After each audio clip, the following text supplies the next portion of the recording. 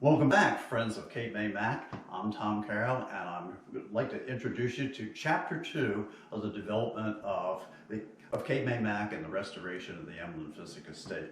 Now, I mentioned in our previous chapter that this building was in a very sad state of repair. That's actually putting it lightly. I first entered this building through this back door, and as you can see, the door was down on the ground. And as we wandered through the building, we found beer cans and cigarette butts and signs of parties that had taken place in the house. And with all that access to a lot of young people in the community, it's kind of amazing that nobody burnt this building down. As you look at the grounds at that period of time, they were in a terrible state of disrepair.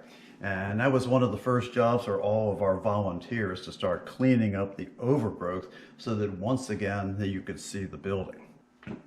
As you look at the building, once the landscaping got cleaned up ever so slightly, you'll notice there's not an ounce of paint on the buildings, but the overall design of the building, the chimneys, the jerkin head windows are all very much intact.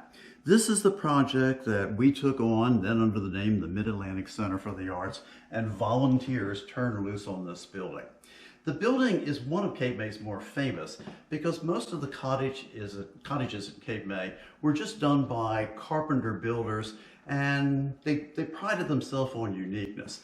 This building was described in the local paper as unlike any other Cape May cottage, and it certainly was. First off, it was like 3 times as big as anything else in town, but it has these wonderful brackets because Frank Furness, the architect, was more famous for doing railroad stations than he was doing homes. He actually did very, very few homes.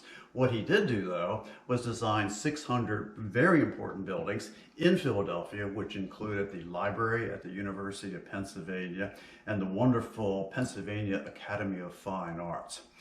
He was a Civil War hero, too. He won the Medal of Honor, which is a very hard honor to earn. And to give you an example, only one Coast Guardsman in history has ever earned that. And there's a monument to him at the Coast Guard base. Douglas Monroe, a signalman, who was the only person in the Coast Guard in all of its history to earn that honor. Frank Furness saved an outlying group of Union soldiers by delivering by horseback under fire a much needed ammunition to him. And his tombstone in Mount Laurel Cemetery indicates that that was his claim to fame. There's no mention whatsoever on this tombstone that he was one of the most prolific and important architects in Philadelphia during the 19th century. Come back and join me again next week. I'm going to continue this chapter and this wonderful history of what has now become Cape May Mac. See you then.